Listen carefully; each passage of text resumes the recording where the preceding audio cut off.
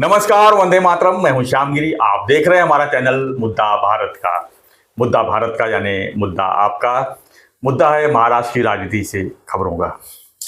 Friends, आप लोग बोलते हैं कि हम मुद्दा आपका बोलते हैं, लेकिन हमारा मुद्दा तो कोई कुछ बोलता ही नहीं। तो मैं आज से आप अनाउंसमेंट कर रहा हूं कि अगर आपके पास भी कुछ मुद्दे होंगे, कुछ समस्याएं होंगी, तो उसका वीडियो बनाकर हमको भेजिए या अपना ऑडियो बना के हमको वीडियो के साथ भेजिए। तो हम उसको जो है वीडियो के अंत में जो है उसको आपके मुद्दे को आपके हिसाब से हम दिखा पाएंगे। लेकिन वो जुनून होना चाहिए, मतलब राज्य स्तर पर होना चाहिए। ऐसा नहीं कि पड़ोसी ने कुछ कहा तो किसी ने कुछ कहा तो हम मुद्दा बना लें, ऐसा नहीं है। आपकी समस्याएं कुछ होगी जिससे कि सरकार के ऊपर से तरफ उसका ध्यान आकर्षण करना पड़े, तो ऐसे कुछ मुद्दे हो तो हमें जरूर अपने ऑडियो में भेजिए या तो आपके वीडियो में भेजिए। हम उसको जरूर मुद्दे को जो है हर वीडियो में हम अंत में इसको जरूर दिखाएंगे। अब आगे बढ़ते हैं आज की जो राजनीतिक खबरें हैं महाराष्ट्र की, उसके ऊपर। तो आज की राजनीतिक खबरें ये है कि महाविकास आघाड़ी की सीट बंटवारे को लेकर काफ़ी मंथन चल रहा है और उसमें लगभग डिसाइड हो गया है कि किसको कितनी सीट मिलेगी। यानी कि कांग्रेस और राष्ट्रवादी कांग्रेस पवार साहब और उद्धव ठाकरे शिवसेना तीनों को कितनी सीटें मिलेंगी ये लगभग तय हो चुका है। आज हम इसी चर्चा करेंगे। ये आज हमारा विषय भी यही है कि जो सीट बंटवारा हुआ है उसको लेकर जो है जो तनातनी चल रही थी, क्या ये खत्म हो चुकी है, क्या आगे और भी इसके ऊपर कुछ डिस्कशन हो पाएगी। हालांकि पितृपक्ष चल रहा है, इसका अनाउंसमेंट जो है मेरे ख्याल से पितृपक्ष के बाद ही होगा, लेकिन अंदर की जो उनकी बैठकें हैं वो लगातार जारी है। सर, अब आपसे भी जानना चाहेंगे सर, जो सीट बंटवारा हुआ है लगभग जो सामने आई है उसमें कांग्रेस को 100 सीट है, उद्धव जी को 100 सीट है और बाकी बचा हुआ पवार साहब को 84 और 4 अपक्ष। हाँ, तो लगभग 88 पकड़ लो उनको, 288 हो गए जी। तो क्या लगता है सर, ये जो सीट बंटवारा जो फार्मूला तय किया गया है ये कितना सही है, कितना बैलेंसिंग है? आप क्या सर? बिल्कुल बैलेंसिंग है। अच्छा। बिल्कुल बैलेंसिंग है।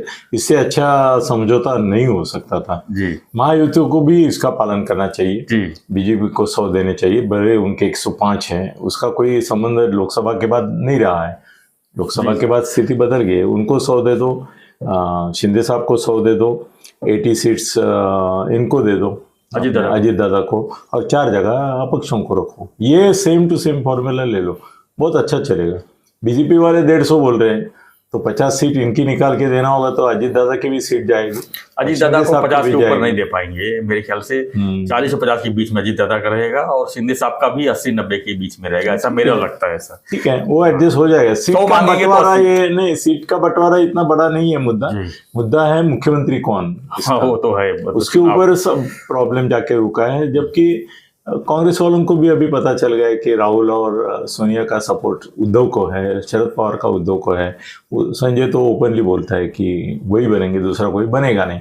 तो उनका तय हो गया है, इनका अभी तय करना है महायुति का, उनको भी तय करना चाहिए। और शिंदे साहब उनका कहाँ तय हो गया सर? महाविकास का तो अभी तो खाली सीट बंटवारे के ऊपर बात। नहीं, वो सर मुख्यमंत्री का तो अभी तक विवाद नहीं, of the record Uddhav ji को शांत कर दिया गया है। आप बोलो ही मत। अच्छा, तुम्हारा काम होने वाला है तो तुम बोल रहे हो, ऐसा बोला है उनको। अच्छा, कि तुम ही बनने वाले हो, तुम अभी बोल के क्यों हमको तकलीफ में डाल रहे हो? और इसमें अगर कांग्रेस ज्यादा सीट आ गई तब क्या करेंगे? तो कांग्रेस की ज्यादा आने वाली है ना, तो भी मुख्यमंत्री यही रहेंगे सर। अभी भी है ना, महाआघाड़ी की सरकार जब बनी तो कांग्रेस की थी ना, फिर भी बने क्या नहीं उद्धव मजबूरी उनकी नहीं, मजबूरी है सर। कांग्रेस का भी कम था और एनसीपी कम था। कांग्रेस का हालांकि वो मुख्यमंत्री बनने के लिए वहां गए थे तो उनको बनना ही था। लेकिन अब स्थिति अलग है सर। नहीं, अब मुख्यमंत्री बनने के लिए नहीं है।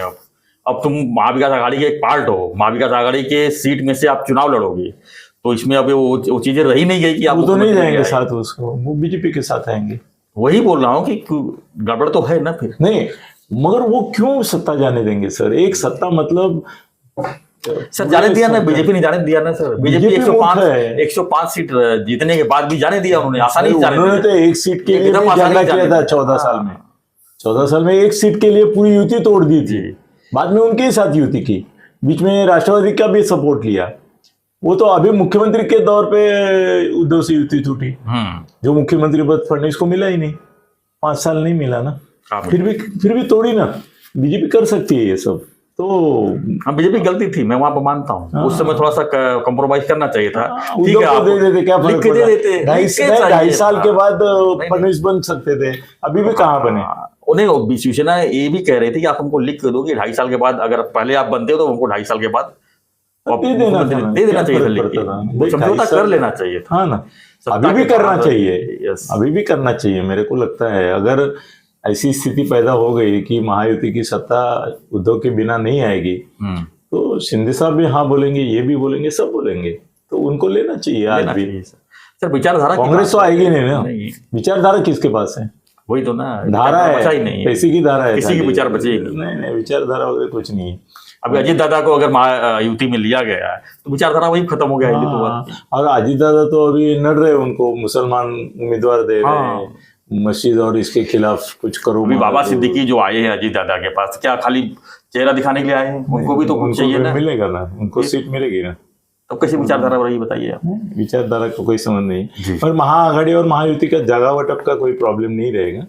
अब मुख्यमंत्री पद के तौर पे भी मुझे लगता है एक बार अमित शाह जी ने बोल दिया कि फाइनल है जी। इनको कर रहे हैं, और उधर सोनिया और इन्होंने इनको बोल दिया कांग्रेस वालों को कि भाई मच करो। मेरे ख्याल से को कर रहे हैं। मुख्यमंत्री का जो बातें हैं, मेरे चुनाव के पहले कोई लेगा ही नहीं, मेरे को लगता है ऐसा, क्योंकि वो डिस्टर्ब होगा, चुनाव ही डिस्टर्ब होगा और उसमें काफी ठीक है, प्रभावित होंगी। मगर शिंदे साहब इंसिस्ट करेंगे। हाँ वो तो है, और शिंदे उद्धव साहब भी को इंसिस्ट तो- करेंगे। उद्धव ने बोला ना कि भाई हमको अमित शाह ने भी ऐसा ही धोखा दिया था, तो आप हमको फिर से धोखा नहीं खाने का है। बंद कमरे में कुछ बातें करो, हाँ, वो ऐसा मत करो, खुले में करो जो खुले करना में है। बात करना चाहिए, हाँ। बंद कमरे वाली बात खत्म करनी तो अभी तो 2 ही उम्मीदवार है, शिंदे और ठाकरे, बाकी कोई उम्मीदवार है नहीं मुख्यमंत्री पद का, ऐसा मेरा कहना है। देखते क्या होता है।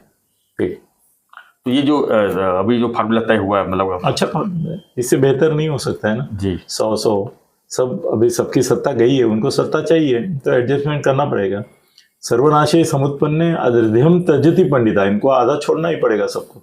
आधा नहीं छोड़ रहे, अच्छा सीट ले रहे, और इनकी भी हैसियत कितनी है, 50 है, 40 है, 44 है, तो वो भी सिद्ध हो गई है ना कि इससे आगे वो नहीं बढ़ते। शरद पवार कभी 50-55 के आगे नहीं बढ़ते, ये भी 55-60 तक जाते हैं। पिछला आंकड़ा को लिया गया है कि लोकसभा चुनाव के परिणाम को देखते हुए लिया गया, आपको क्या लगता है?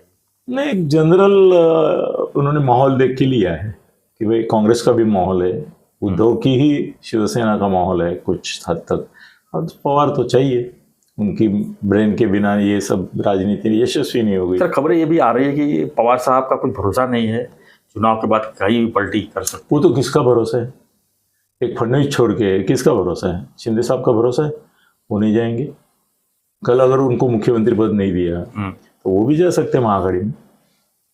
कल अगर उद्धव को मुख्यमंत्री पद मिल रहा है और वहां पे कांग्रेस वाले चिल्लम चिल्ली कर रहे हैं, तो वो भी आ सकते हैं बीजेपी के साथ। तो शरद पवार के साथ 4 बार तो बात हो चुकी थी मोदी और शाह की आने के लिए, वो तो सुप्रिया नडी उनको नहीं आए। लेकिन अब क्या भरोसा करने लायक है पवार साहब? कभी कोई भरोसा करने लायक होता ही नहीं है, कोई होता नहीं। पॉलिटिशियन का भरोसा करना मतलब आत्मघात है। हाँ, कोई भरोसा नहीं। बीजेपी ने तो झेला वो आत्मघात को, सबने झेला है ना, उद्धव ने भी झेला है। उद्धव ने भी उनके साथ चुनाव लड़ा, और मुद्दा मुख्यमंत्री के ऊपर 2.5 साल, अभी 5 साल तुम्हारा मुख्यमंत्री था ना बाबा जी, तो 2.5 साल देते थे, पहला क्या बिगड़ता था। उन्होंने भी धोखा खाया है, और अमित शाह ने बोला होगा उनको, संजय तो बोलता ही है कि उन्होंने बोला था कि 2.5 साल तुमको देते हैं।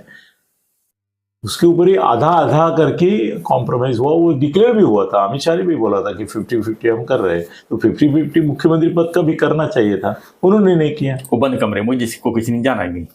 अरे ऐसा नहीं होता है सर, बात मालूम पड़ती है, क्योंकि तुरंत भी वो बोले थे। अगर पहला 2.5 साल उनको फडणवीस को देके लिख के देना चाहिए था कि भाई अगला 2.5 साल दे देंगे, ऐसा उनका भी गलती है। तो इसमें धोखा कोई किसी को दे सकता है। अगर 2019 में बीजेपी और शिवसेना साथ में सरकार बनाई होती तो आज स्थिति क्या देखते हैं आप? कुछ नहीं, अजित पवार टूटते नहीं थे, एकनाथ शिंदे टूटते नहीं थे, सब एक मजबूत सरकार होती है, 175-180 की सरकार, और लोगों का काम अच्छा होता था। हाँ, वो बहुत राज्य का भला होता, राज्य का भला होता, उनका भी भला होता था। इसमें तोड़म ताड़म का राजनीति, और बहुत गंदी राजनीति शुरू हुई ना अभी, सब गाली दे रहे एक दूसरे को, विडंबना है ये लोकशाही की। महाराष्ट्र के भी विडंबना है सर, महाराष्ट्र को भी नुकसान हुआ है इससे, नो डाउट, क्योंकि जब सब बदनाम हो आघाड़ी बनी तो सारे योजनाएं ठप हो गई, केंद्र सरकार ने तनी तना की राजनीति की। कुछ भी जो है सेंट्रल सपोर्ट नहीं मिल रहा, तो काफी चीज प्रभावित होता है। नहीं, अब अभी आज भी भी ऐसा है अगर- कि अगर हाँ। महागड़ी सरकार आएगी तो एक दूसरे को तनातनी, लड़ने में ही हाँ, चलेगा, नुकसान ही होगा महाराष्ट्र। महाराष्ट्र का नुकसान होगा। बिल्कुल। उसके लिए भी कभी कभी लगता है कि केंद्र से जुड़ी हुई डबल इंजन सरकार करके महायुति को ही आना चाहिए, आना चाहिए। बिल्कुल। ठीक है, तो फ्रेंड्स, आपकी प्रतिक्रिया दीजिए हमारी इस चर्चा पर। क्या लगता है कि जो सीट बंटवारा हुई है महाअघाड़ी की, महायुति की हुई होने वाली है, तो क्या सही है? और क्या लगता है सरकार किसकी होनी चाहिए? ये भी बहुत बड़ा विषय है, क्योंकि इसमें चर्चाएं काफ़ी है। कुछ बोलते हैं कि महाअघाड़ी तय है या ना, कोई बोलता है महायुति का अगर विदाई हो गई तो राज्य पर असर पड़ेगा इसका, क्योंकि केंद्र सरकार में जो है जो सपोर्ट है मिलना वो काफ़ी कम हो जाएगा, क्योंकि इसके पहले भी हो चुकी है इसी तरह। कोरोना काल में जो स्थिति परिस्थिति महाराष्ट्र ने देखा है, वो दोबारा ऐसा देख न हो, ऐसा हम भी चाहेंगे। तो फ्रेंड, अपनी प्रतिक्रिया दीजिए। और हमें जो वीडियो के शुरुआती में कहा है कि आपके भी मुद्दे होंगे, तो हमें जो है कमेंट बॉक्स तो नहीं, लेकिन व्हाट्सएप पे आप वीडियो बना के अगर भेजते हैं तो हम उसको जो है वीडियो के अंत में चला के जरूर आप तक पहुंचाएंगे, सरकार तक पहुंचाएंगे, ताकि आपकी जो समस्याएं हैं वो समाधान हो सके। आप तो बने रहिए हमारे साथ, देखते रहिए हमारा चैनल मुद्दा भारत का, मुद्दा आपका। धन्यवाद। जय हिंद, जय महाराष्ट्र, जय श्री राम।